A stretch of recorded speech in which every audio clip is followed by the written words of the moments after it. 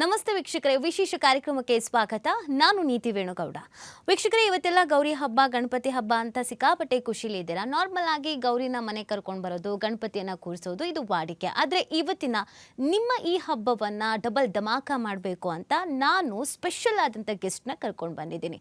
Special ಅಂತ ಯಾಕೆ ಒತ್ತು ಹೇಳ್ತಾ ಇದ್ದೀವಿ ಅಂತ ಅಂದರೆ, ಇವರು ಖಡಕ್ ಡೆವಿಲ್. ಇದೇನಿದು ಹಬ್ಬ ದಿನ ಖಡಕ್ ಅಂತಿದ್ದಾರೆ, ಡೆವಿಲ್ ಅಂತಿದ್ದಾರೆ ಅಂತಂದರೆ ಇವೆರಡು ಹೆಸರು ಹೇಳ್ತಾ ಇದ್ದ ಹಾಗೆ ನಿಮ್ಗೆ ಆಲ್ಮೋಸ್ಟ್ ಯಾರು ಅನ್ನೋದು ಗೊತ್ತಾಗ್ಬಿಟ್ಟಿರುತ್ತೆ. ಒಂದು ಡೆವಿಲ್ ಅಂತ ಫೇಮಸ್ಸು, ಈಗ ಖಡಕ್ ಅಂತ ಫೇಮಸ್ಸು.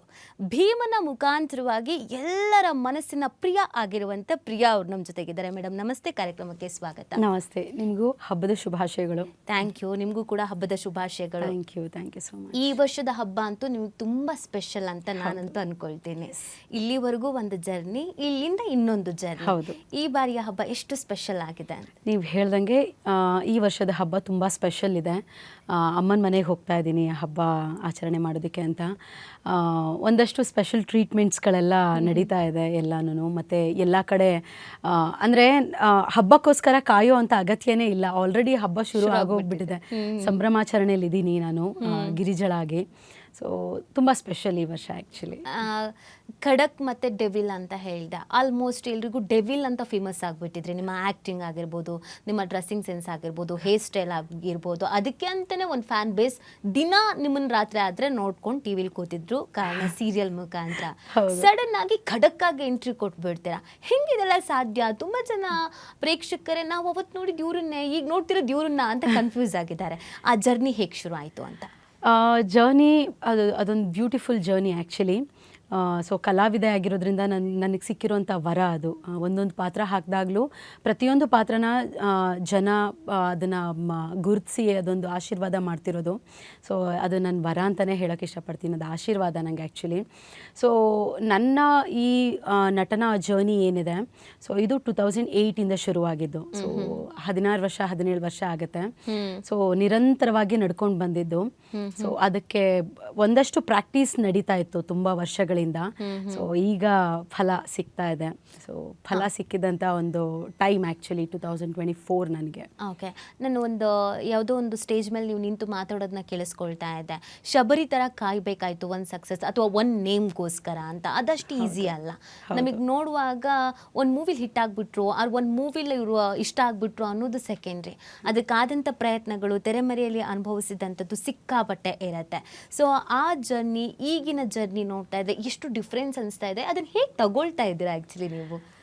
ಪ್ರಾಕ್ಟೀಸ್ ಟೈಮ್ ಮುಂಚೆ ಎಲ್ಲ ಹೆಂಗಿತ್ತು ಅಂದರೆ ತುಂಬ ಹುಚ್ಚಿಯಾಗಿ ನಾನು ಪ್ರಾಕ್ಟೀಸ್ ಮಾಡ್ತಿದ್ದೆ. ಅಂದರೆ ನನ್ನನ್ನು ಯಾರೂ ಅಷ್ಟು ಜನ ನೋಡ್ತಿರ್ಲಿಲ್ಲ. ಸೊ ನಾನು ಹೆಂಗೆ ಪ್ರಾಕ್ಟೀಸ್ ಮಾಡಿದ್ರು, ಆಮೇಲೆ ನಾನು ಕಲಿಯೋ ರೀತಿ ಹೆಂಗಿದ್ರು ಅದು ವಿಭಿನ್ನವಾಗಿ ಅದು ಬೇರೆ ಇತ್ತು. ಸೊ ಈಗ ನಾನು ಮಾಡೋ ಪ್ರತಿಯೊಂದು ಕೆಲಸನೂ ಗಮನಿಸೋರ ಸಂಖ್ಯೆ ಜಾಸ್ತಿ ಆಗಿರೋದ್ರಿಂದ ಸೊ ಈಗ ತುಂಬ ಎಚ್ಚರಿಕೆ ವಹಿಸಿ ನಾನು ಪ್ರತಿಯೊಂದು ಮಾತಿರಬಹುದು, ನನ್ನ ಥಾಟ್ಸ್ ಇರಬಹುದು, ಅಥವಾ ನನ್ನ ಕೆಲಸಗಳಿರಬಹುದು, ಪ್ರತಿಯೊಂದು ತುಂಬ ಜವಾಬ್ದಾರಿಯುತವಾಗಿ ನಡೀತಾ ಇದೆ. ಸೊ ಅದನ್ನು ಪ್ರಾಕ್ಟೀಸ್ ಮಾಡ್ತಾ ಇದ್ದೀನಿ. ಸೊ ಇದನ್ನು ಹೆಚ್ಚು ಪ್ರಾಕ್ಟೀಸ್ ಮಾಡಬೇಕು. ಯಾಕೆಂತಂದರೆ ತುಂಬ ಕಾನ್ಷಿಯಸ್ ಆಗಿ ಬದುಕಿ ನನಗೆ ತುಂಬ ಕಮ್ಮಿ, ನನ್ನ ಹತ್ರ ಬದುಕಿಲ್ಲ. ಸೊ ಸ್ಟೇಜ್ನಲ್ಲಿ ಇದ್ದಾಗ ಮಾತು ಮತ್ತು ಡೈಲಾಗ್ ಏನಿದೆ ಆ ಎನರ್ಜಿ ತುಂಬ ಕಾನ್ಷಿಯಸ್ ಆಗಿರ್ತಿದ್ದೆ. ಆಮೇಲೆ ಒಂದು ಬಾಡಿ ಮ್ಯಾನರಿಸಮ್ಸ್ನೆಲ್ಲ ಕಾನ್ಷಿಯಸ್ ಆಗಿ ಪ್ರಾಕ್ಟೀಸ್ ಮಾಡ್ತಿದ್ದೆ. ಬಿಟ್ಟರೆ ನನ್ನ ಲೈಫ್ ಸ್ಟೈಲ್ ಏನಿತ್ತು, ನಾನು ಮಾತಾಡೋದು ಮತ್ತು ಯೋಚನೆ ಮಾಡೋದೆಲ್ಲ ತುಂಬ ಫ್ಲೆಕ್ಸಿಬಲ್ ಆಗಿದ್ದೆ ನಾನು. ಸೊ ಯಾರೇನು ಅನ್ಕೋತಾರೆ ಏನು ಎತ್ತ ನನಗೆ ಅನಿಸಿದ್ದನ್ನು ನಾನು ಮಾತಾಡ್ತಿದ್ದೆ. ಸೊ ಇವಾಗ ಕಲಾವಿದೆ ಆಗಿ ನನಗೆ ಬಡ್ತಿ ಸಿಕ್ಕಿರೋದ್ರಿಂದ ಸೊ ನನಗೆ ಒಂದು ಎಚ್ಚರಿಕೆ, ಒಂದು ಟೈಮ್ ತಗೋತೀನಿ, ಯೋಚನೆ ಮಾಡ್ತೀನಿ.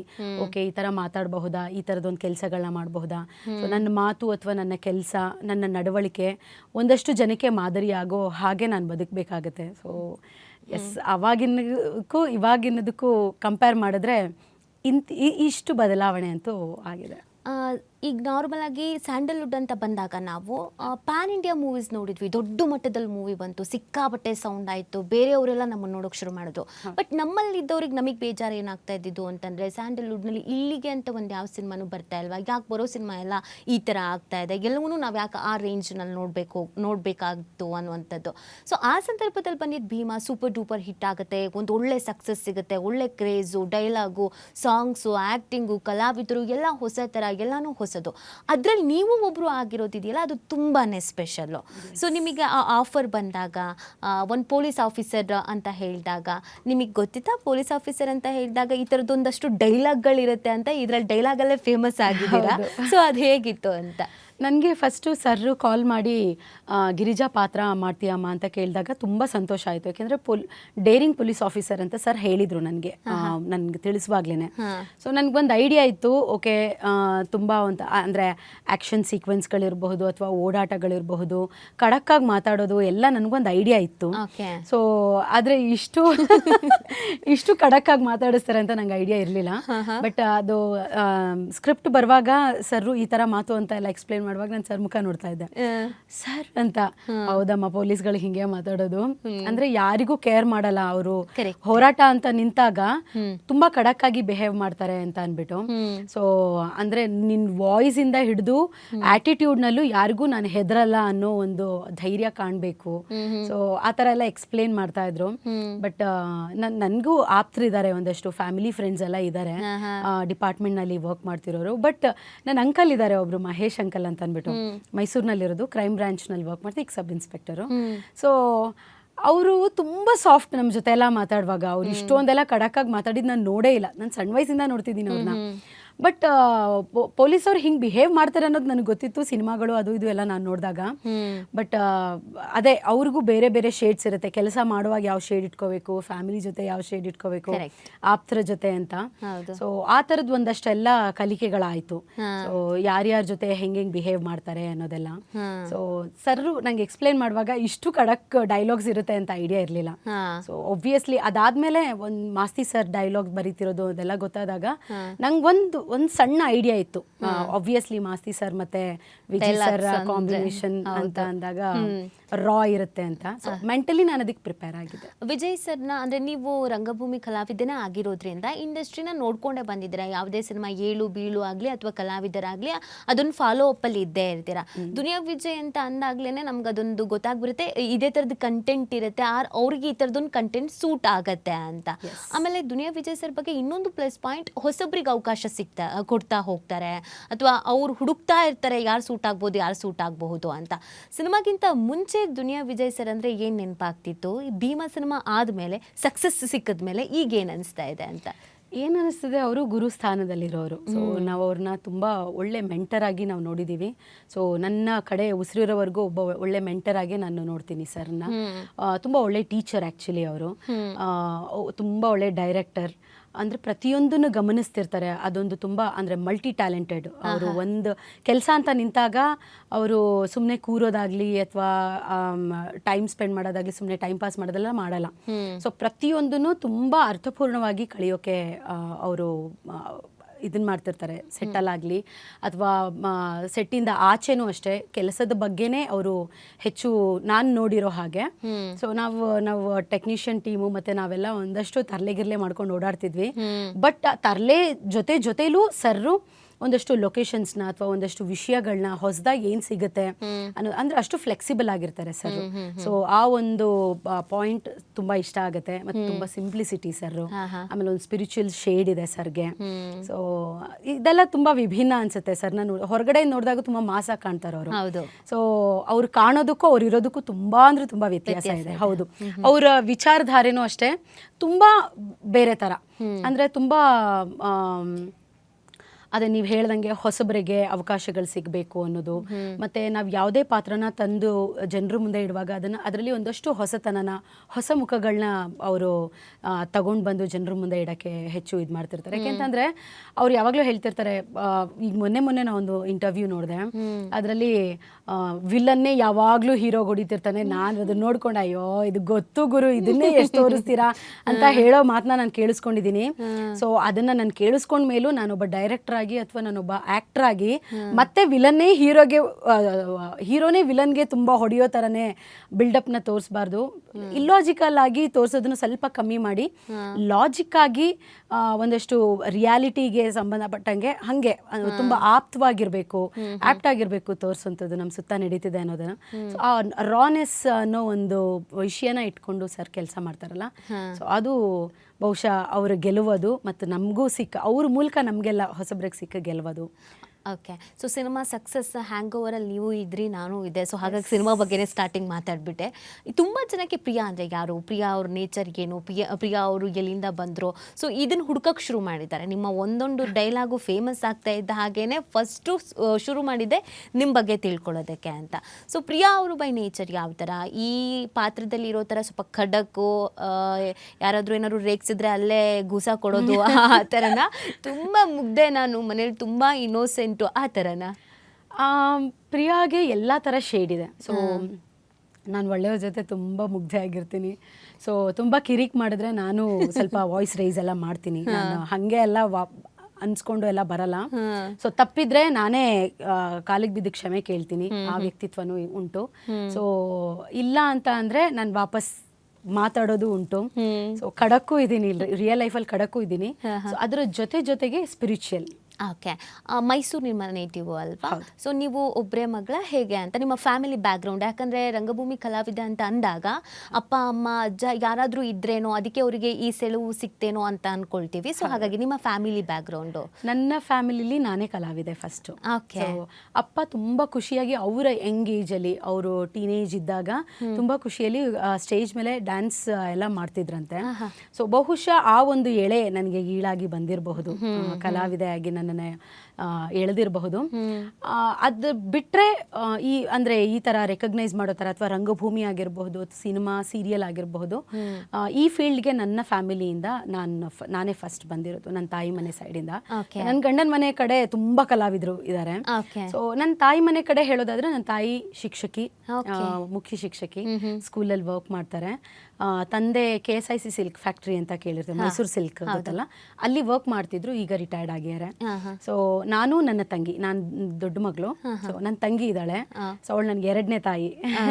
ಅವಳು ದುಬೈಯಲ್ಲಿ ವರ್ಕ್ ಮಾಡ್ತಿರೋದು, ಒಂದು 12-13 ವರ್ಷದಿಂದ ದುಬೈನಲ್ಲಿ ಸೆಟ್ಲ್ ಆಗಿದ್ದಾಳೆ. ಅವಳು ಏರ್ ಹಾಸ್ಟೆಸ್ ಜೊತೆಗೆ ಯೋಗ ಟ್ರೈನರ್. ಓಕೆ. ನಾನು ಕಲಾವಿದೆ. ನಿಮ್ಮ ಮನೆ ಬ್ಯಾಕ್ಗ್ರೌಂಡ್ ನೋಡಿದಾಗ ಅಪ್ಪ ಅಮ್ಮ ತಂಗಿ ಯಾರೂ ಕೂಡ ಕಲಾವಿದರು ಆ ಥರ ಇಲ್ಲ. ಸೊ ಒಂದು ಅಫಿಷಿಯಲ್ ಫ್ಯಾಮಿಲಿ ಆ ಥರನೇ ನಾವು ನೋಡಿದ್ದೀವಿ. ಮನೆಗೆ ಸಪೋರ್ಟಿವ್ ಇತ್ತಾ ನೀವು? ಅಂದರೆ ನಾನು ಹಿಂಗೆ ಆ್ಯಕ್ಟರ್ ಆಗಬೇಕು ಆರ್ ಕಲಾವಿದೆ ಆಗಬೇಕು, ನನಗೆ ಈ ಜರ್ನಿ ಇಷ್ಟ ಅಂತ ಹೇಳಿದಾಗ ಮನೇಲಿ ಓಕೆ ಅಂತ ಹೇಳಿದ್ರೆ? ಹೌದು, ಅಂದರೆ ಅಮ್ಮನೇ ಕರ್ಕೊಂಡು ಹೋಗಿ ನನ್ನನ್ನು ನಟನಾ ರಂಗಶಾಲೆಗೆ ಸೇರಿಸಿದ್ದು. ಸೊ ಮಂಡ್ಯ ರಮೇಶ್ ಸರ್ ನನ್ನ ಗುರುಗಳು, ನನ್ನ ರಂಗ ಗುರುಗಳು. ಸೊ ಅಲ್ಲಿ ಅಮ್ಮನೇ ಕರ್ಕೊಂಡು ಹೋಗಿ ಸೇರಿಸಿದ್ದು. ನಂಗೆ ಅದೆಲ್ಲ ಏನು ಗೊತ್ತಿರಲಿಲ್ಲ. ಈ ಥರದೊಂದು ಟ್ರೈನಿಂಗ್ ಕೊಡ್ತಾರೆ, ಈ ಥರ ಎಲ್ಲ ಕ್ಲಾಸಸ್ ನಡೆಯುತ್ತೆ, ಸೊ ಈ ಥರ ಕಲಿಕೆ ಉಂಟು, ನಟನೆಗೆ ಕಲಿಕೆ ಉಂಟು ಅನ್ನೋದೇ ನನಗೆ ಗೊತ್ತಿರಲಿಲ್ಲ. ಸೊ ಅಮ್ಮ ಕರ್ಕೊಂಡು ಹೋಗಿ ಸೇರಿಸ್ತಾಳೆ. ನಾನು ವಾಲಂಟಿಯರ್ ಹೋಗಿ ಸೇರಿಕೊಂಡೆ, ಸ್ವಯಂ ಸೇವಕಿಯಾಗಿ ಹೋಗಿ ಸೇರಿಕೊಂಡಿದ್ದು. ಒಂದು ಸಮ್ಮರ್ ಕ್ಯಾಂಪ್ ನಡೀತಾ ಇತ್ತು. ಆ ಸಮ್ಮರ್ ಕ್ಯಾಂಪ್ನಲ್ಲಿ ಮಕ್ಕಳನ್ನೆಲ್ಲ ನೋಡ್ಕೊಳ್ಳೋದಕ್ಕೆ ಒಬ್ಬರು ಇರ್ತಾರಲ್ಲ, ಸೊ ಹಂಗೆ ನಾನು ಸೇರ್ಕೊಂಡಿದ್ದು. ಸ್ವಯಂ ಸೇವಕಿಯಾಗಿ ಹೋದವಳು ಕಲಾವಿದೆಯಾಗಿ ಆಚೆ ಬಂದೆ. ಸೊ ಒಂದಷ್ಟು ನಾಟಕಗಳು ನನ್ನ ಮೇಲೆ ತುಂಬ ಪರಿಣಾಮ ಬೀರಿದ್ವು. ಸೊ ಆ ನಾಟಕಗಳಿಂದ ನಾನು ಆ್ಯಕ್ಟ್ ಮಾಡಬೇಕು ಅನ್ನೋದು ಬಂತು. ನನಗೆ ಐಡಿಯಾ ಇರಲಿಲ್ಲ, ನಮ್ಮ ಮನೇಲಿ ಯಾರಿಗೂ ಐಡಿಯಾ ಇರಲಿಲ್ಲ ನಾನು ಆ್ಯಕ್ಟ್ ಮಾಡ್ತೀನಿ ಅಂತ ಅಂದ್ಬಿಟ್ಟು. ಸೊ ನನಗೆ TCH ಮಾಡಿಸಿದ್ರು, ನಾನು TCH ಮಾಡಿದ್ದೀನಿ. ಸೊ ಆಬ್ವಿಯಸ್ಲಿ ಶಿಕ್ಷಕರು ಅಂದರೆ ಮಕ್ಕಳ ಮುಂದೆ ಆ್ಯಕ್ಟ್ ಮಾಡೇ ಮಾಡ್ತಾರೆ, ಹಾಡು ಹೇಳೋದು ಎಲ್ಲ ಆ್ಯಕ್ಟ್ ಮಾಡ್ತಿರ್ತಾರಲ್ಲ. ಸೊ ಆ ಥರದ್ದು ಒಂದು ಇತ್ತು ನನಗೆ, ಹಾಗೆ ನಾನು ಇದು ಮಾಡ್ತಿದ್ದೆ. ಅದನ್ನು ನೋಡಿ ಅಮ್ಮ ಬಹುಶಃ ಇವಳು ಆ್ಯಕ್ಟ್ ಮಾಡಬಹುದು ಅನ್ನೋ ಐಡಿಯಾದ ಮೇಲೆ ಸೇರಿಸ್ತಾರೆ. ಇದೆಲ್ಲ ಗೆಲುವಿಗೆ ನನ್ನಮ್ಮ ಕಾರಣ ಆಗ್ತಾಳೆ. ಓಕೆ. ಅಂದರೆ ನಾವು ಟೀಚರ್ ಆಗಿದ್ರೆ ನಾವು ಗಿರಿಜನ ನೋಡೋಕ್ಕಾಗ್ತಾ ಇರಲಿಲ್ಲ, ಡಿವಿಲ್ನ ನೋಡೋಕ್ಕಾಗ್ತಾ ಇರಲಿಲ್ಲ. ಮೇ ಬಿ ಅದಕ್ಕೆ ಅನಿಸುತ್ತೆ ಈ ಟ್ರ್ಯಾಕಲ್ಲಿ ಬಂದಿದ್ದು. ಇದು ಸಾಮಾನ್ಯವಾಗಿ ನಮ್ಗೆಲ್ರಿಗೂ ಅನ್ಸೋದು ರಂಗಭೂಮಿ ಕಲಾವಿದರು ಅಂತ ಹೇಳಿದಾಗ ತುಂಬ ಕಷ್ಟಗಳನ್ನು ನೋಡಿರ್ತಾರೆ. ಅಂದರೆ ಅವರಿಗೆ ಪಿನ್ ಟು ಪಿನ್ ಗೊತ್ತಿರತ್ತೆ, ಇಮಿಡಿಯೇಟಾಗಿ ಒಂದು ಸಕ್ಸಸ್ ಅನ್ನೋದು ಸಿಗಲ್ಲ, ಅಥವಾ ಸಕ್ಸಸ್ ಅನ್ನೋ ಹ್ಯಾಂಗ್ ಓವರ್ ಒಂದು ಫಸ್ಟ್ ಎಂಟ್ರಿಲೇ ಸಿಗಲ್ಲ, ಏರಿಳಿತಗಳನ್ನ ಹೇಗೆ ಸ್ವೀಕರಿಸಬೇಕು ಅನ್ನೋದು ತುಂಬ ಚೆನ್ನಾಗಿ ಗೊತ್ತಿರತ್ತೆ ಅಂತ. ಸೊ ನಿಮಗೆ ರಂಗಭೂಮಿ ಕಲಾವಿದೆ ಆಗಿ ಎಂಟ್ರಿ ತಗೊಂಡಿದ್ದು ಎಷ್ಟು ಖುಷಿ ಅನಿಸ್ತಾ ಇದೆ, ಅದು ಎಷ್ಟು ಯೂಸ್ ಆಗ್ತಿದೆ ಅಂತ? ತುಂಬ ಅಂದರೆ ತುಂಬ ಪುಣ್ಯವಂತೆ ನಾನು ಆ ವಿಷಯದಲ್ಲಿ. ಯಾಕೆಂತಂದರೆ ನನ್ನ ಒಳಗೆ ಒಂದು ತಾಕತ್ತು, ಒಂದು ಗಟ್ಟಿತನನ ಕೊಟ್ಟಿದ್ದೆ ರಂಗಭೂಮಿ. ಸೊ ಆ ಒಂದು ಇಷ್ಟು ವರ್ಷ ಒಂದೇ ಅಂದರೆ ಆಚೆ ಈಚೆ ಏನೂ ಡಿಸ್ಟರ್ಬ್ ಆಗದೆ ನಿರಂತರವಾಗಿ ನಾನು 14-16 ವರ್ಷ ನಾನು ಸಹನೆಯಿಂದ ಕಾಯ್ತೀನಿ ಅಂತ ಅಂದರೆ ಅದು ರಂಗಭೂಮಿಯಿಂದ ಸಿಕ್ಕ ಬಲ ನನಗೆ ಅದು ಆ್ಯಕ್ಚುಲಿ. ಸೊ ಅದು ಮಾನಸಿಕವಾಗಿ ಮತ್ತು ದೈಹಿಕವಾಗಿ ತುಂಬ ಅಂದರೆ ತುಂಬ ಫಿಟ್ ಆಗಿಡುತ್ತೆ, ತುಂಬ ಆರೋಗ್ಯಕರವಾಗಿ ಇಡುತ್ತೆ ರಂಗಭೂಮಿ. ಆ ಯೋಚನೆನೇ ಒಂಥರ ಡಿಫ್ರೆಂಟ್. ರಂಗಭೂಮಿಲಿ ಅಂದರೆ ನಾವು ಬೇರೆ ಅನ್ನೋ ಥರ ಇಲ್ಲ. ಎಲ್ಲ ನೀವು MLA ಮಗ ಆಗಿರೋ ಅಥವಾ CM ಮಗನೇ ಆಗಿರೋ ಅಥವಾ ನೀನು ಕೂಲಿ ಆಳಿನ ಮಗನೇ ಆಗಿರೋ, ಅಲ್ಲಿಗೆ ಹೋಗಿ ಸ್ಟೇಜ್ ಹತ್ತಿದ್ರೆ ಎಲ್ಲ ಒಂದೇ. ಎಲ್ಲರೂ ಕಸ ತೆಗಿಬೇಕು, ಎಲ್ಲರೂ ಎಲ್ಲರ ಜೊತೆ ಮಾತಾಡಬೇಕು, ಎಲ್ಲರ ಕೆಳಗೆ ಕೂರಬೇಕು. ಸೊ ಈ ಥರದ್ದು ಒಂದು ಸಮಾನತೆ ಮತ್ತು ಈ ಥರದೊಂದು ಅಂದರೆ ಮೆಂಟಲಿ ಒಂದು ಈಕ್ವಾಲಿಟಿನ ತಗೊಂಬರುತ್ತೆ. ಸೊ ಆಮೇಲೆ ನಮ್ಮನ್ನು ನಾವು ಹುಡುಕೊಳ್ಳೋಕ್ಕೆ ತುಂಬ ನನಗೆ ಹೆಲ್ಪ್ ಮಾಡಿದ್ದ ಒಂದು ವಿಷಯ ರಂಗಭೂಮಿ. ಸೊ ನಾನು ತುಂಬ ಅಂದರೆ ತುಂಬ ಖುಷಿ ಪಡ್ತೀನಿ ರಂಗಭೂಮಿ ಕಲಾವಿದೆ ಆಗಿ ಇರೋದಕ್ಕೆ. ಸೊ ಕಾಯೋದು, ಒಂದಷ್ಟು ಅವಮಾನಗಳು ಎಲ್ಲರ ಲೈಫ್ನಲ್ಲೂ ಇರುತ್ತೆ. ಇದೊಂದೇ ಕ್ಷೇತ್ರ ಅಂತಲ್ಲ, ಪ್ರತಿಯೊಂದು ಕ್ಷೇತ್ರದಲ್ಲೂ ಸಾಧನೆ ಅಂತ ಒಂದು ಸಾಧನೆ ಹಾದಿಲಿರೋರಿಗೆ ಅದು ಸಿಗುತ್ತೆ. ಅವಮಾನ ಇರಬಹುದು ಅಥವಾ ಕಾಯೋದಿರಬಹುದು, ಒಂದಷ್ಟು ನೋವುಗಳಿರಬಹುದು, ಎಲ್ಲನೂ ಅದು ಬರುತ್ತೆ. ಯಾಕೆಂದರೆ ಗೆಲುವು ಸಿಕ್ಕಾಗ ಆ ಗೆಲುವಿಗೊಂದು ಬೆಲೆ ಇರಬೇಕಂತಂದ್ರೆ ಇದೆಲ್ಲ ನಾವು ಅನುಭವಿಸ್ತೀವಿ. ಸೊ ಹಾಗೆ ನಾನು ಕಾಮನ್ ಆಗಿ ಒಂದಷ್ಟು ಅವಮಾನ ಇರಬಹುದು ಅದೆಲ್ಲನೂ ತಗೊಂಡಿದ್ದೀನಿ. ಬಟ್ ಅದು ಎಲ್ಲವನ್ನ ಮೀರಿ, ಅದು ಎಲ್ಲವನ್ನ ಮರೆಸೋಂಥ ಒಂದು ಫ್ಯಾಮಿಲಿ ನನಗೆ ಸಿಕ್ಕಿದೆ. ನಾನು ಹುಟ್ಟಿದ್ದ ಮನೆ ಇರಬಹುದು ಅಥವಾ ನಾನು ಮದುವೆ ಆಗಿ ಹೋಗಿದ್ದ ಮನೆ ಇರಬಹುದು. ಎಲ್ಲರೂ ನಾನು ಮದುವೆ ಆಗಿ ಹೋದ್ಮೇಲೆ ನನ್ನನ್ನು ಆ್ಯಕ್ಟ್ ಮಾಡೋದು ಬೇಡ ಅಂತ ನಿಲ್ಲಿಸಬಹುದಿತ್ತು. ಬಟ್ ನನ್ನ ಫ್ಯಾಮಿಲಿ ಹಂಗಲ್ಲ. ಸೊ ನನ್ನ ಹೆತ್ತ ಅಪ್ಪ ಅಮ್ಮಂಕಿನ್ನ ಒಂದು ಕೈ ಮೇಲೆ ಅಂತಲೇ ಹೇಳೋಕೆ ಇಷ್ಟಪಡ್ತೀನಿ. ಯಾಕೆಂತಂದರೆ ಈ ಹೆತ್ತವ್ರಿಗೆ ಹೆಗಣ ಮುದ್ದು ಅನ್ನೋ ಥರ, ಹೆತ್ತವ್ರಿಗೆ ನೀನು ಏನು ಮಾಡಿದ್ರು ಚಂದ ಅನ್ನೋ ಥರ ನನ್ನ ತಂದೆ ತಾಯಿ ಸಪೋರ್ಟ್ ಮಾಡ್ತಾರೆ. ಬಟ್ ಹೋದ ಮನೆಯಲ್ಲಿ ಅದೇ ಥರ ಸಪೋರ್ಟ್, ಅದಕ್ಕಿಂತ ಹೆಚ್ಚಿನ ಸಪೋರ್ಟ್ ಸಿಗುತ್ತೆ, ಒಂದು ಪ್ರೀತಿ ಕಾಳಜಿ ಸಿಗುತ್ತೆ ಅಂದರೆ ಅದು ನಿಜವಾಗ್ಲೂ ನಾನು ಪುಣ್ಯ ಮಾಡಿದ್ದೀನಿ. ಸೊ ಅವಿನಾಶ್ ಇರಬಹುದು, ಅವರು ಕಲಾವಿದರಾಗಿರೋದ್ರಿಂದ ಅವ್ರು ನನಗೆ ತುಂಬ ಒಳ್ಳೆ ಸಾಥ್ ಕೊಟ್ಟರು. ಅವ್ರು ನನಗೆ ಗುರುಗಳು ಕೂಡ. ಸೊ ನಿರ್ದೇಶಕರಾಗಿದ್ರು ನನಗೆ. ಆಮೇಲೆ ಅವರ ತಂದೆ ತಾಯಿ ಇರಬಹುದು, ನಾನು ಅವ್ರನ್ನ ಅಪ್ಪ ಅಮ್ಮ ಅಂತಲೇ ಕರಿತೀನಿ, ಅತ್ತೆ ಮಾವ ಅಂತ ಹೇಳೋಲ್ಲ. ಸೊ ಅವರು ಅಷ್ಟೇ ನನ್ನ ಲೈಫ್ನಲ್ಲಿ ಒಂದು ಸ್ವಲ್ಪ ಲೋ ಆಗಿದ್ದಾಗ, ಅಯ್ಯೋ ನಾನು ಆ್ಯಕ್ಟ್ ಮಾಡೋಕ್ಕಾಗಲ್ಲ ಅನಿಸುತ್ತೆ ಅಂತೆಲ್ಲ ನಾನು ಮಾತಾಡುವಾಗ, ಅವರು ಅಮ್ಮನೇ ಕುಸುಮ ಅಂತ ಅವ್ರ ಹೆಸರು, ಅವರು ನನಗೆ ಧೈರ್ಯ ತುಂಬಿ ಅವರು ಹಾಡ್ತಾರೆ. ಬಟ್ ಅವ್ರಿಗೆ ಒಂದು ವೇದಿಕೆ ಅಂತ ಸಿಗಲಿಲ್ಲ, ಅದನ್ನು ಸಪೋರ್ಟ್ ಮಾಡೋರು ಸಿಗಲಿಲ್ಲ. ಅದೊಂದು ನೋವಿತ್ತು ಅವರಿಗೆ. ಸೊ ಆ ನೋವನ್ನ ನನ್ನ ಹತ್ರ ಹೇಳ್ಕೊಂಡು, ನಾನು ನಿನಗೆ ಸಪೋರ್ಟ್ ಆಗಿ ನಿಂತ್ಕೊತೀನಿ, ಯಾರು ಏನೇ ಕೇಳಿದ್ರು ನಾನು ನಿನ್ನ ಹಿಂದೆ ಇರ್ತೀನಿ, ನೀನು ಹೋಗು, ಕಂಪ್ಲೀಟ್ ಮನೆ ನಾನು ನಿಭಾಯಿಸ್ತೀನಿ, ನೀನು ಹೋಗು ಅಂತ ನನ್ನನ್ನು ಆ್ಯಕ್ಟ್ ಮಾಡೋಕೆ ಹೊರಗೆ ಕಳಿಸ್ತಾರೆ. ಸೊ ಈ ಥರದ್ದು ಒಂದೆಲ್ಲ ನನ್ನ ಒಂದು 14 ವರ್ಷ ನನ್ನ ಮುಂದೆ ಹಾಕಿರೋದಕ್ಕೆ ಇವರೆಲ್ಲ ನನಗೆ ಸಪೋರ್ಟಿವ್ ಆ್ಯಕ್ಚುಲಿ. ಓಕೆ, ಅಂದರೆ ನಿಮ್ಮ ಜರ್ನಿ ಬಗ್ಗೆ ಹೇಳ್ಬೇಕಾದ್ರೆ ನನಗನ್ಸಿದ್ದು ತಂದೆ ತಾಯಿ ಹಾಗೇನೆ ಅತ್ತೆ ಮಾವನು ಕೂಡ ಸಪೋರ್ಟಿವ್ ಆಗಿದ್ದಾರೆ ಅಂತ. ಸೊ ತುಂಬ ಜನ ಹೆಣ್ಮಕ್ಳು ಡ್ರೀಮ್ ಇದು, ಇದೇ ಥರದ ಗಂಡ ಸಿಗಬೇಕು, ಇದೇ ಥರದ್ದು ನಾವು ಹೋಗೋ ಮನೇನೂ ಹಿಂಗೆ ಇರಬೇಕು ಅಂತ. ನಿಮ್ಮ ಮ್ಯಾರೇಜ್ ಬಗ್ಗೆ ನೋಡೋದಾದ್ರೆ ಲವ್ ಆರ್ ಅರೇಂಜ್, ಹೇಗೆ ಏನು ಅದನ್ನ ಹೇಳ್ಬಹುದಾ? ಲವ್ ಮ್ಯಾರೇಜ್ ಹೌದು. ಸೊ ಅಂದರೆ ಎಲ್ಲ ಸಿನಿಮಾದಲ್ಲಿ ತೋರಿಸೋ ಥರ ಅಥವಾ ರಿಯಲ್ ಲೈಫ್ನಲ್ಲೆಲ್ಲ ನಡೆಯೋ ಥರ ನಾವು ಒಬ್ರಿಗೊಬ್ರು ಪ್ರಪೋಸ್ ಮಾಡಿಕೊಂಡು ಫುಲ್ ಪಾರ್ಕಿಗೆಲ್ಲ ಸುತ್ಕೊಂಡೆಲ್ಲ ಲವ್ ಮಾಡಲಿಲ್ಲ. ಸೊ ತುಂಬ ಸಿಂಪಲ್ ಆಗಿ ಅವರನ್ನು ನಾನು ನೋಡಿದೆ, ನನ್ನನ್ನು ಅವ್ರು ನೋಡಿದ್ರು. ನನಗೆ ಬೇರೆ ಮನೇಲಿ ಸಂಬಂಧ ಹುಡುಕ್ತಿದ್ರು. ಸೊ ನನಗೆ ಆ್ಯಕ್ಟಿಂಗ್ ಫೀಲ್ಡಲ್ಲೇ ಇವರು ಕೇಳಿದ್ರಲ್ಲ, ಸೊ ಇವರು ಆ್ಯಕ್ಟಿಂಗ್ ಫೀಲ್ಡ್ನಲ್ಲೇ ಇದ್ದಿದ್ದರಿಂದ, ಸೊ ನಾನು ಮದುವೆಯಾಗಿ ಬೇರೆಯವ್ರಿಗೆ ನಾನು ಮದುವೆಯಾಗಿ ಹೋಗಿದ್ದಿದ್ರೆ ಬಹುಶಃ ನನ್ನ ಈ ಜರ್ನಿ ಇರ್ತಿರ್ಲಿಲ್ಲ ಅನ್ಸುತ್ತೆ. ಸೊ ದೇಶದಿಂದ ಆಚೆ ಹೋಗ್ತಾ ಇದ್ದೆ ಬಹುಶಃ. ಸೊ ಇವ್ರು ನನಗೆ ಕೇಳಿದಾಗ ನಾನು ಆರಾಮಾಗಿ ಒಪ್ಕೊಂಡೆ. ಮನೇಲಿ ಬಂದು ಮಾತಾಡಿ ಅಂತ ಹೇಳಿದೆ, ಮನೇಲೂ ಆರಾಮಾಗಿ ಎಲ್ಲರೂ ಒಪ್ಕೊಂಡ್ರು. ಸೊ ತುಂಬಾ ಸಂಸ್ಕಾರವಂತ ಕುಟುಂಬಕ್ಕೆ ಈಸಿಯಾಗಿ ಎಲ್ಲನೂ ಕೆಲಸ ಆಯಿತು. ಸರಿ, ಹಬ್ಬದ ಬಗ್ಗೆ ನಾವು ನೋಡೋದಾದ್ರೆ ಹೆಣ್ಮಕ್ಳಿಗೆ ಮದುವೆಗಿಂತ ಮುಂಚೆ ಒಂಥರ ಹಬ್ಬ, ಮದುವೆ ಆದ್ಮೇಲೆ ಒಂಥರ ಹಬ್ಬ, ಕೆರಿಯರ್ ಶುರು ಆದ್ಮೇಲೆ ಒಂಥರ ಹಬ್ಬ. ಸೊ ಮದುವೆಗಿಂತ ಮುಂಚೆ ಅಂದಾಗ ಅಮ್ಮ ಎಲ್ಲ ಮಾಡಿಟ್ಟಿರ್ತಾರೆ, ನಾವೇನೋ ಚಿಕ್ಕ ಪುಟ್ಟದೊಂದು ಹೆಲ್ಪ್ ಮಾಡ್ಬೋದು ಅಥವಾ ಮಾಡಿಟ್ಟಿರೋದನ್ನ ತಗೊಂಡು ತಿನ್ಬೋದು. ಮದುವೆ ಆದ್ಮೇಲೆ ನಮ್ಮದೇ ಎಲ್ಲನೂ ನೇತೃತ್ವ ಇರುತ್ತೆ, ಅತ್ತೆ ಹತ್ರನೂ ಕೇಳ್ಕೊಬೇಕಾಗತ್ತೆ, ಮಾಡಬೇಕಾಗತ್ತೆ. ಬಟ್ ಕೆರಿಯರ್ ಅಂತ ಬಂದಾಗ ಇಲ್ಲೂ ಬ್ಯಾಲೆನ್ಸ್ ಮಾಡಬೇಕಾಗತ್ತೆ, ಅಲ್ಲೂ ಬ್ಯಾಲೆನ್ಸ್ ಮಾಡಬೇಕಾಗತ್ತೆ. ಈ ಹಬ್ಬಗಳೆಲ್ಲ ಹೆಂಗೆ ಸೆಲೆಬ್ರೇಟ್ ಮಾಡ್ತಾ ಇದ್ರಿ? ಟೈಮ್ ಎಲ್ಲ ಸಿಗ್ತಾ ಇತ್ತಾ ಸೆಲೆಬ್ರೇಟ್ ಎಲ್ಲ ಮಾಡೋದಕ್ಕೆ? ಖಂಡಿತ ಸಿಗ್ತಿತ್ತು. ಬಟ್ ನೀವು ಹೇಳಿದ್ರಿ ತಾಯಿ ಮನೇಲಿದ್ದಾಗ ನಾವು ಅಮ್ಮ ಎಲ್ಲ ರೆಡಿ ಮಾಡ್ತಾರೆ, ನಾವು ಹೋಗಿ ಕುತ್ಕೋತೀವಿ. ಬಟ್ ಹೋದ ಮನೇಲಿ ನಾವೇ ಮಾಡುವಂಥ ಪರಿಸ್ಥಿತಿ ಇರುತ್ತೆ ಅಂತ. ಬಟ್ ನಂದು ಉಲ್ಟಾ ಆ್ಯಕ್ಚುಲಿ. ನಾನು ಆ ತಾಯಿ ಮನೇಲಿದ್ದಾಗ ಅಮ್ಮನೂ ಮಾಡ್ತಿದ್ರು, ಬಟ್ ನಾನು ಹೆಚ್ಚು ಮಾಡ್ತಿದ್ದೆ. ನನಗೆ ಅಮ್ಮ ಇವಾಗಲೂ ಹೇಳ್ತಾರೆ, ನಿನ್ನಿಂದ ತುಂಬ ಕಲಿಯೋದಿದೆ ಪ್ರಿಯಾ ಅಂತ ಅಂದ್ಬಿಟ್ಟು. ಸೊ ನನ್ನ ಸಣ್ಣ ವಯಸ್ಸಿಂದನೂ ಹೆಂಗೆ ಅಂತ ಅಂದರೆ ತುಂಬ ಒಂಥರ ಹುಡುಗಾಟ ಎಲ್ಲ ಇತ್ತು, ಕ್ವಾಟ್ಲೆ ಎಲ್ಲ ಮಾಡ್ತಿದ್ದೆ. ಅದ್ರ ಜೊತೆಗೆ ತುಂಬ ಜವಾಬ್ದಾರಿಯುತವಾಗಿ ನಾನು ಬೆಳೆದಿರೋದು. ಸೊ ನಾನು ನಮ್ಮಮ್ಮ ನೀನೇ ನನಗೆ ನಮ್ಮ ಅಮ್ಮ ಕಣೆ ಅಂತಿರ್ತಾರೆ. ಸೊ ಆ ಥರ ಅಮ್ಮಂಗೆ ಎಲ್ಲ ತಿಳಿಸಿ ಹೇಳ್ಕೊಡ್ತಿದ್ದೆ ಒಂದಷ್ಟು ಎಲ್ಲ. ಸೊ ಇಲ್ಲಿ ಬಂದಮೇಲೆ ನನಗೆ ಸ್ವಲ್ಪ ಆ ಒಂದು ಇದು ಸಿಕ್ತು, ಏನಂದ್ರೆ ಅಮ್ಮನ ಮನೇಲಿ ಸಿಗುತ್ತಲ್ಲ ಆ ಥರದೊಂದು ಟ್ರೀಟ್ಮೆಂಟು ನನಗೆ ಅತ್ತೆ ಮನೇಲಿ ಸಿಕ್ತು. ಸೊ ಕುಸುಮಮ್ಮ ಏನು ಮಾಡ್ತಿದ್ರು, ಅವ್ರು ಎಲ್ಲನೂ ಕಂಪ್ಲೀಟ್ ಮಾಡ್ತಿದ್ರು, ನಾನು ನೀಟಾಗಿ ರೆಡಿಯಾಗಿ ಹೋಗಿ ನಮಸ್ಕಾರ ಮಾಡಕ್ಕೆ ಅಷ್ಟು ಪ್ರೀತಿ ಕಾಳಜಿ ತಾಯಿ ಮನೇಲಿ ಸಿಗಬೇಕಾದ ಒಂದು ಇದು ಇಲ್ಲಿ ಸಿಗ್ತಿದೆ. ಯಾಕೆಂತಂದ್ರೆ ತಾಯಿ ಮನೇಲಿ ಆ ಜವಾಬ್ದಾರಿನ ಹೊತ್ತಿದ್ರಿಂದ ಬಹುಶಃ ಇಲ್ಲಿ ನನಗೆ ಆ ಒಂದು ಆರಾಮ ಸಿಕ್ಕಿದೆ.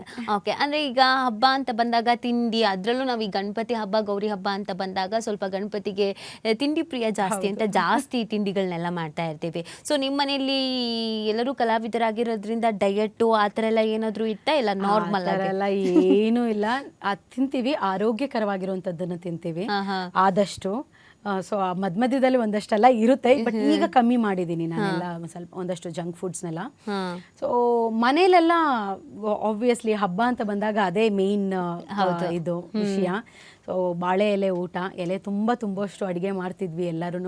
ಸೊ ನಾನು ತುಂಬಾ ಚೆನ್ನಾಗಿ ಅಡುಗೆ ಮಾಡ್ತೀನಿ. ಸೊ ನಂದೇ ಮೇನ್ ಅಡುಗೆ ನಡೆಯೋದು ಮನೇಲಿ. ಸೊ ಇಲ್ಲಿ ಅವಿನಾಶ್ ಮನೇಲಿ ನನಗೆ ಅಮ್ಮ ಅವರು ಒಂದು ಸ್ವಲ್ಪ ಸಪೋರ್ಟ್ ಮಾಡ್ತಾರೆ, ಎಲ್ಲಾನು ಕಂಪ್ಲೀಟ್ ಅಡುಗೆ ಗಿಡಿಗೆಗೆಲ್ಲ ಅವರು ಸಖತ್ ಅಡುಗೆ ಮಾಡ್ತಾರೆ. ಸೊ ತಾಯಿ ಮನೇಲಿ ಜಾಸ್ತಿ ನಾನೇ ಅಡುಗೆ ಮಾಡ್ತಿದ್ದು. ಓಕೆ, ತುಂಬ ಜನ ನಿಮ್ಮ ಡೈಲಾಗ್ ನೋಡಿ ಇಷ್ಟಪಟ್ಟಿದ್ದಾರೆ. ನೀವು ಇಲ್ಲಿ ಬರ್ತಿದ್ದಂಗೆ ನನಗೂ ತುಂಬ ಜನ ಡೈಲಾಗ್ ಹೇಳಿಸ್ಬೇಕು ಅಂತ ಹೇಳ್ತಾ ಇದ್ರು. ಫಾರ್ ಎ ಚೇಂಜ್ ನಾನು ಡೈಲಾಗು ಹೇಳಿಸ್ತೀನಿ. ಗಣಪತಿ ಮತ್ತು ಗೌರಿ ಇಲ್ಲಿ ಅಕ್ಕಪಕ್ಕ ಇರೋದ್ರಿಂದ ಓಕೆ, ಅದನ್ನೊಂಚೂರು ಅಡ್ಜಸ್ಟ್ ಮಾಡಿಕೊಂಡು ಡೈಲಾಗು ಹೇಳಿಸ್ತೀನಿ. ಅದಕ್ಕಿಂತ ಮುಂಚೆ ತುಂಬ ಜನಕ್ಕೆ ಗೊತ್ತಿಲ್ಲ, ನೀವು ತುಂಬ ಚೆನ್ನಾಗಿ ಹಾಡು ಹೇಳ್ತೀರಾ ಅಂತ.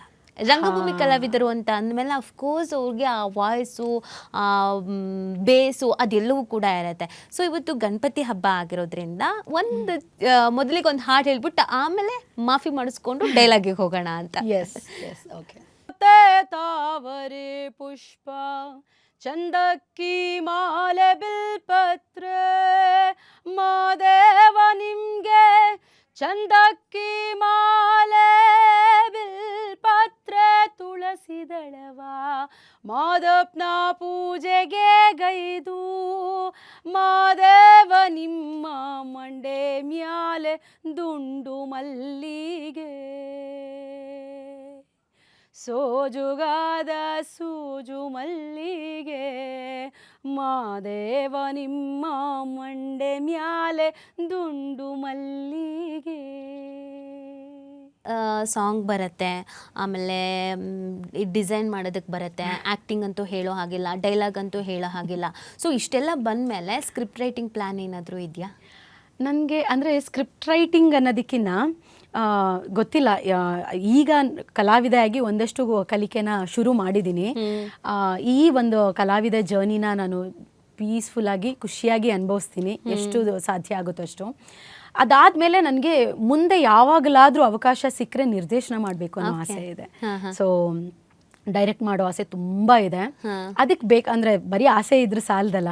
ಸೊ ಕಲಾವಿದ ಆಗೋದಕ್ಕೆ ಇಷ್ಟು ವರ್ಷ ನಾನು ನನ್ನ ಜರ್ನಿ ಬಂದಿದೆ ಅಂದರೆ, ಸೊ ಅದು ಡೈರೆಕ್ಟರ್ ಆಗೋ ಒಂದು ಇದು ಆಸೆಗೂ ಒಂದಷ್ಟು ಕಲಿಕೆಗಳು ಬೇಕಲ್ಲ. ಸೊ ಅದು ಒಂದು ಕಲಿಕೆ ಇಟ್ಕೊಂಡಿದ್ದೀನಿ, ನೋಡೋಣ. ಖಡಕ್ ಆಫೀಸರ್ ಆದಮೇಲೆ ನಾವು ದ ಫ್ಯೂಚರಲ್ಲಿ ಡೈರೆಕ್ಟರ್ ಪ್ರಿಯಾ ಅಂತಲೂ ನಾವು ನೋಡ್ಬೋದು. Anjaneya, thank you. ಈ ಹಬ್ಬದ ದಿನ ಆ ಥರ ಬೇಗ ಆಗಲಿ ಅಂತ ನಾನು ಕೂಡ ಕೇಳಿಕೊಳ್ತೇನೆ. ಡೆವಿಲ್ ಅನ್ನೋ ಪಾತ್ರ ಸೀರಿಯಲ್ ಆದ್ರೂ ಕೂಡ ತುಂಬ ಮೆಚ್ಚುಗೆಯನ್ನು ಗಳಿಸಿದಂಥ ಪಾತ್ರ. ಅದರಲ್ಲಿ ನಿಮ್ಮ ಅಭಿನಯ, ನಾನು ಆ ಸೀರಿಯಲ್ ನೋಡುವಾಗ ನಾನು ಯಾವಾಗಲೂ ಅಂದ್ಕೊಳ್ಳೋದು, ನಾನು ಅಂದ್ಕೊಳ್ತಾ ಇದ್ದಿದ್ದು, ಇವತ್ತು ನೇರವಾಗಿ ನೀವೇ ಸಿಕ್ಕಿರೋದ್ರಿಂದ ನಿಮಗೆ ಹೇಳಬೇಕು ಅನಿಸ್ತಿರೋದು, ನಿಮ್ಮ ಕಣ್ಣಲ್ಲಿ ತುಂಬ ಅಟ್ರಾಕ್ಷನ್ ಇದೆ, ಕಣ್ಣಲ್ಲೇ ಎಲ್ಲ ಅಭಿನಯಿಸ್ತೀರಾ ಅಂತ ಅನಿಸುತ್ತೆ. ನಿಮ್ಗೆ ಅದು ವರದಾನ ಅಂತ ಯಾರಾದರೂ ಹೇಳಿದಾರಾ, ಅನಿಸಿದೆಯಾ? ಹೇಳಿದ್ದಾರೆ. ಅಂದರೆ ಆಬ್ವಿಯಸ್ಲಿ ಎಸ್, ಕಣ್ಣಲ್ಲಿ ತುಂಬ ಜನ ಹೇಳಿಲ್ಲ, ಬಟ್ ಹೇಳಿದ್ದಾರೆ. ಓಕೆ, ಅದರಲ್ಲೂ ಅಭಿನಯ ಅನ್ನೋದು ನಿಮ್ದು ಕಣ್ಣಲ್ಲೇ ಇರ್ತಿತ್ತು. ಅಂದರೆ ಒಂದು ವಿಲನ್ ಅಂತ ಅಂದಾಗ ನಮ್ಗೆ ಅದು ಗೊತ್ತಾಗ್ಬಿಡುತ್ತೆ, ಇದು ವಿಲನ್ ಪಾತ್ರಕ್ಕೆ ಸೂಟ್ ಆಗುತ್ತೆ ಅಂತ. ಆ ಪಾತ್ರನೂ ನಿಮ್ಮ ತುಂಬ ಮನಗಳಿಗೆ ಮುಟ್ಟಿಸಿದಂಥ ಪಾತ್ರ. ಸೊ ಅದಕ್ಕೆ ಹೇಗೆ ಆಫರ್ ಬಂತು? ನೀವು ಕಾಸ್ಟ್ಯೂಮ್ ಡಿಸೈನರ್ ಅಂತ ಗೊತ್ತಾದ್ಮೇಲೆ ನಾನು ಅಂದ್ಕೊಳ್ತಿದ್ದೆ ಮೇ ಬಿ ಇವರೇ ಅದಕ್ಕೆ ಕ್ಲೀನಾಗಿ ರೆಡಿ ಆಗ್ತಿದ್ರು ಅನ್ಸುತ್ತೆ, ಅದಕ್ಕೆ ಆ ಪಾತ್ರ ಅಷ್ಟು ಹೈಲೈಟ್ ಆಯಿತು ಅಂತ ಅನ್ಸುತ್ತೆ ಅಂತ. ಆ ಪಾತ್ರದ ಬಗ್ಗೆ ಹೇಳೋದಾದ್ರೆ, ಲಕ್ಷಣ ನನಗೆ ತುಂಬ ಅಂದರೆ ತುಂಬ ಸ್ಪೆಷಲ್.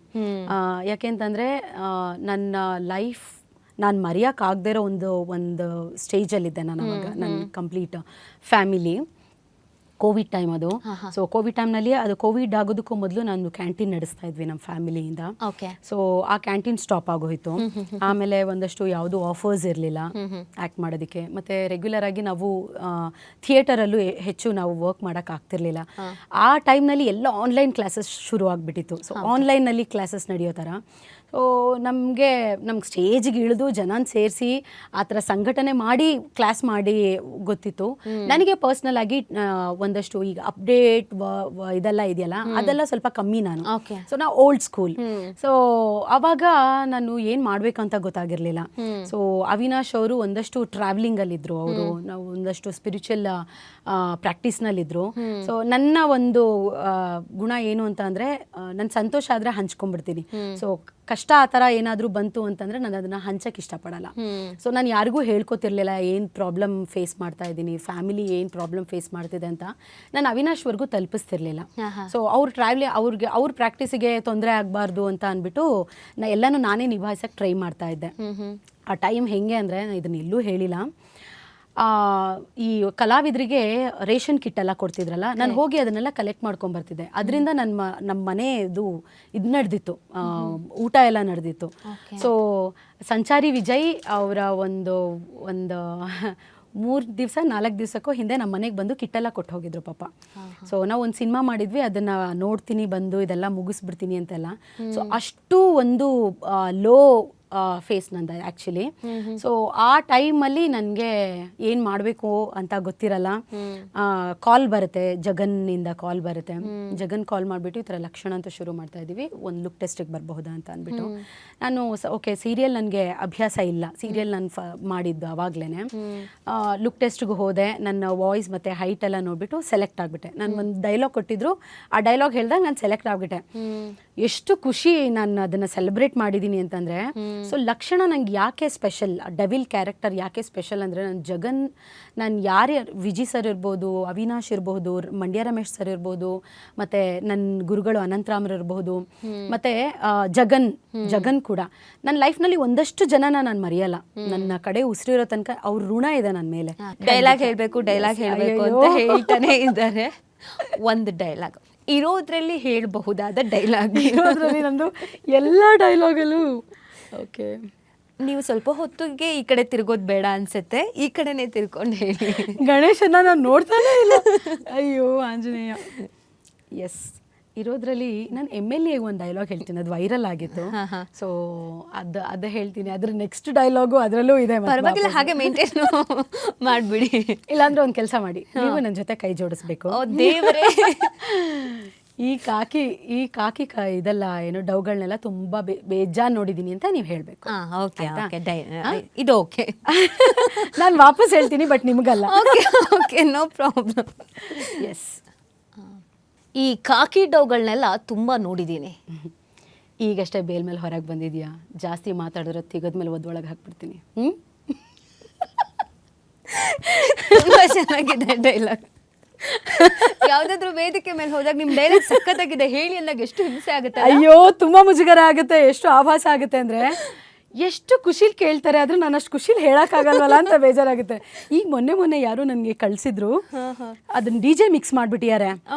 ನೀನೇನೋ ನಗ್ತಿದ್ಯಾ ಬೋಸುಡಿಕೆ ಅನ್ನೋದನ್ನ DJ ಮಿಕ್ಸ್ ಮಾಡಿ ಎಷ್ಟು ಆಭಾಸ ಆಗ್ತಿತ್ತು ಕೇಳೋದಕ್ಕೆ. ಅಂದ್ರೆ ಯಾವ ತರ ಕೇಳ್ತಾರೆ, ಹಾಡಲ್ಲಿ ಇಟ್ಕೊಂಡು ಹೆಂಗೆ ಕೇಳ್ತಾರೆ ಇದನ್ನ ಅಂತ ನನಗೆ ಇವತ್ತಿಗೂ ಅರ್ಥ ಆಗಲ್ಲ.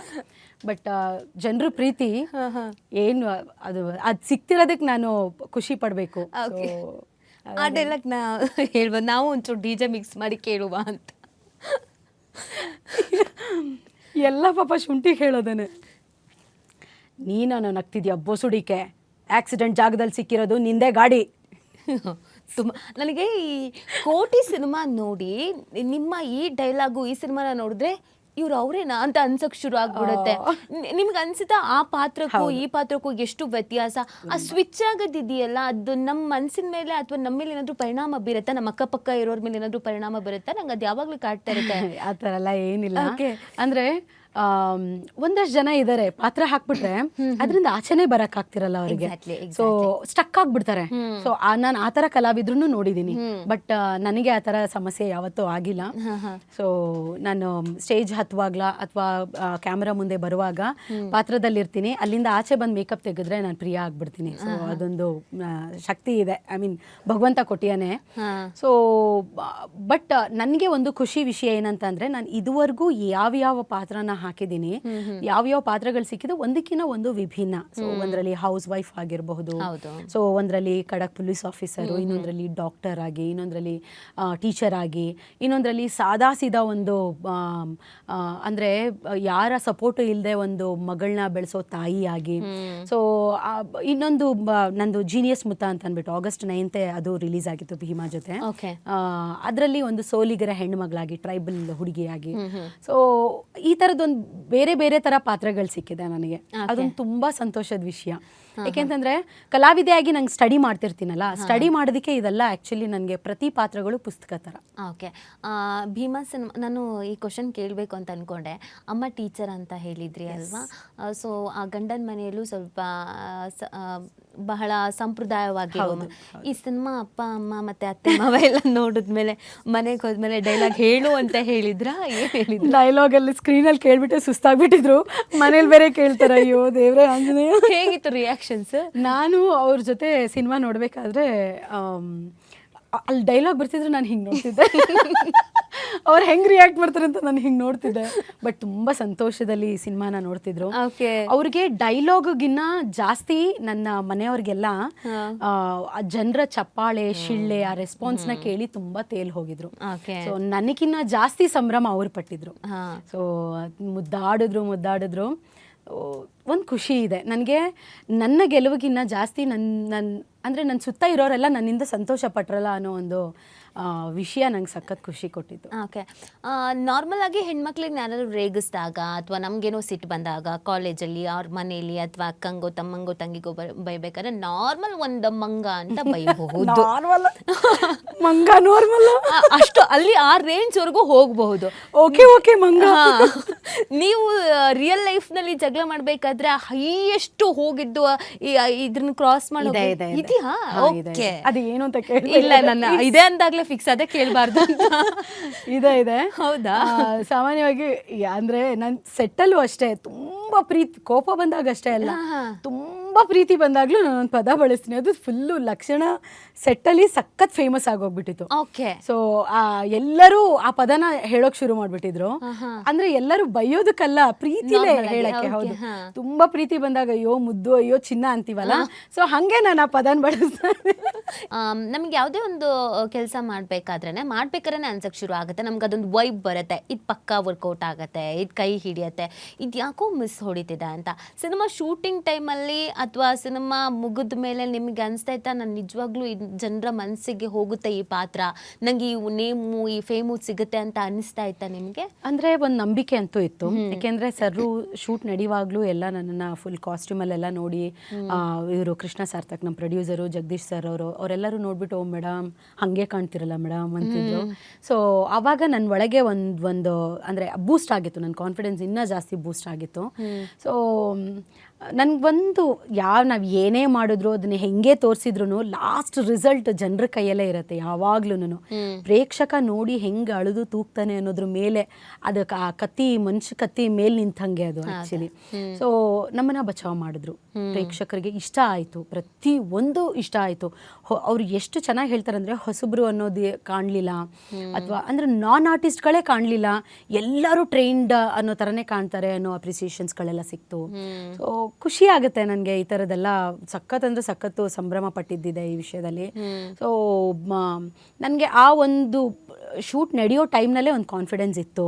ಆದರೆ ಈ ಲೆವೆಲ್ಗೆ ಜನ ಗಿರಿಜಾ ಪಾತ್ರನ ತಗೊಂಡು ಹೋಗ್ತಾರೆ, ಅಥವಾ ಮಂಜು, ಡ್ರ್ಯಾಗನ್ ಮಂಜು, ಅಶ್ವಿನಿ, ನನ್ನನ್ನು 3 ಜನದ ಒಂದು ಪಾತ್ರಗಳನ್ನ ಇಷ್ಟು ಸಂಭ್ರಮ ಮಾಡ್ತಾರೆ, ಇಷ್ಟು ಅಪ್ರಿಸಿಯೇಷನ್ ಕೊಡ್ತಾರೆ, ಇದು ನಂಗೆ ನಿಜವಾಗ್ಲೂ ಐಡಿಯಾ ಇರಲಿಲ್ಲ.